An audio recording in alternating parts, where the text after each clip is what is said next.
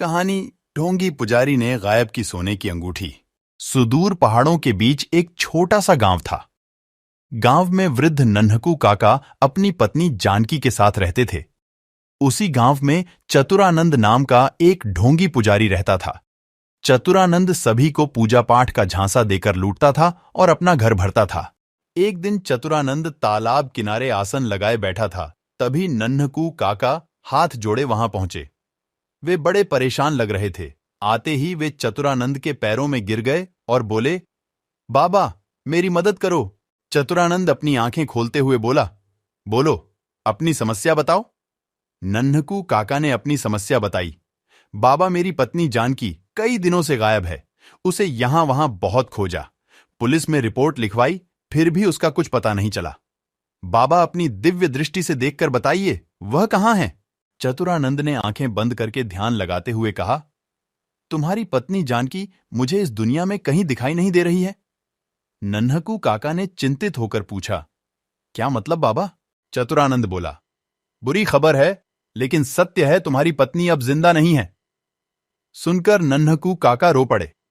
नहीं बाबा, ऐसा नहीं हो सकता, यह झूठ है। तू चतुरानंद बाबा को झूठा कह रहा है।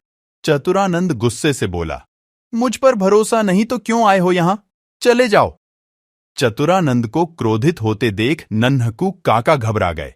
वे हाथ जोड़कर बोले, बाबा माफ करिए, आप सही कह रहे हैं। मुझे भी लगता है कि जानकी अब इस दुनिया में नहीं है। चतुरानंद ने आसमान की ओर देखकर कहा, हां, यही सत्य है।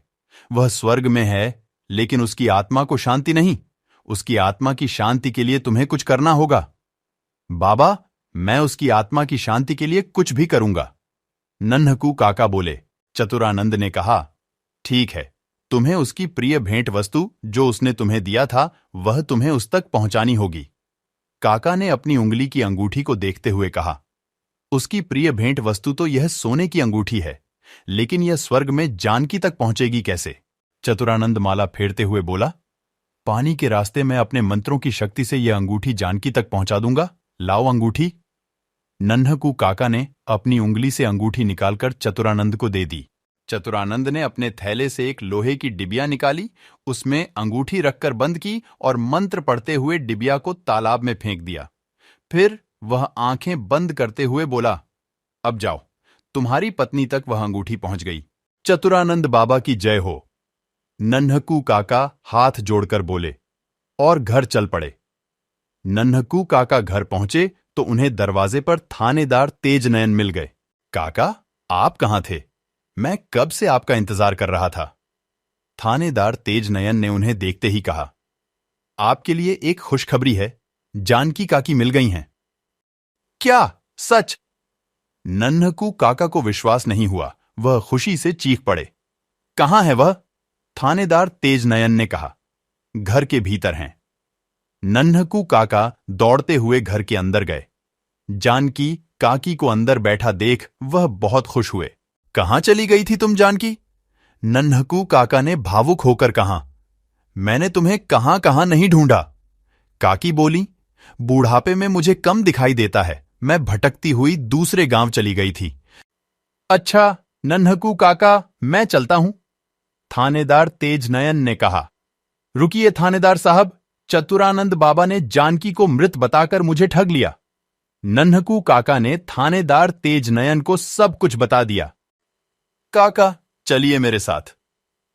थानेदार तेजनयन नन्हकू काका और काकी दोनों को लेकर तालाब किनारे पहुंचे, लेकिन वहां चतुरानंद नहीं मिला। थानेदार साहब, चतुरानंद ने वो वहां पर अंगूठी फेंकी थी। नन्हकू काका ने इशारे से बताया, मैं तालाब में उतरकर अंगूठी निकालता हूं। कोई फायदा नहीं काका, चतुरानंद बड़ा चालाक है, उसने अंगूठी निकाल ली होगी। चलो हम उसके घर चलते हैं। थानेदार तेजनयन ने कहा। घर पहुंचकर थानेदार तेजनयन ने दरवाजा खटखटाया। चतुरानंद ने दरवाजा खोला। सामने थानेदार तेजनयन, नन्हकू काका और काकी को देख के चतुरानंद सकपका गया। चतुरानंद, तुमने झूठ बोलकर नन्हकू काका से ठगी की। अगर तुम चाहते हो कि मैं तुम्हें गिरफ्तार नहीं करूं तो फौरन नन्हकू काका की अंगूठी लौटा दो। थानेदार तेजनयन बोले। चतुरानंद लापरवाही से बोला, थानेदार साहब, मैंने इनकी अंगूठी नहीं ली।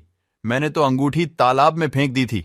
अब इतने बड़े तालाब से एक छोटी सी अंगूठी निकाल पाना मुश्किल ही नहीं, नामुमकिन है। अंगूठी तालाब में ही होगी, जाकर ढूंढ लीजिए।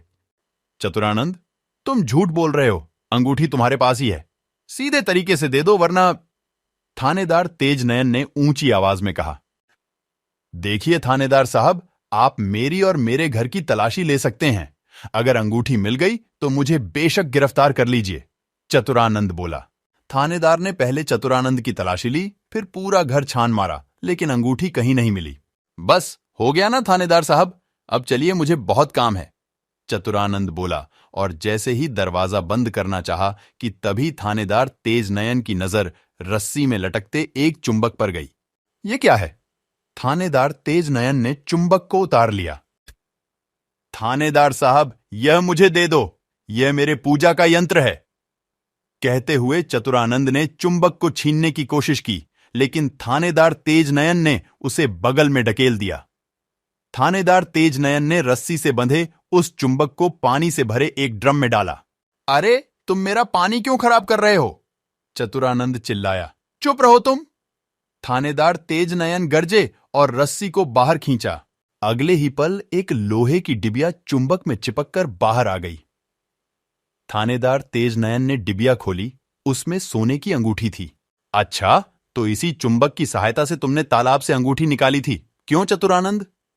थानेदार तेज नयन ने कहा। यह सुनते ही चतुरानंद ने भागने की कोशिश की, लेकिन थानेदार तेज नयन ने उसे हथकड़ी पहना दी।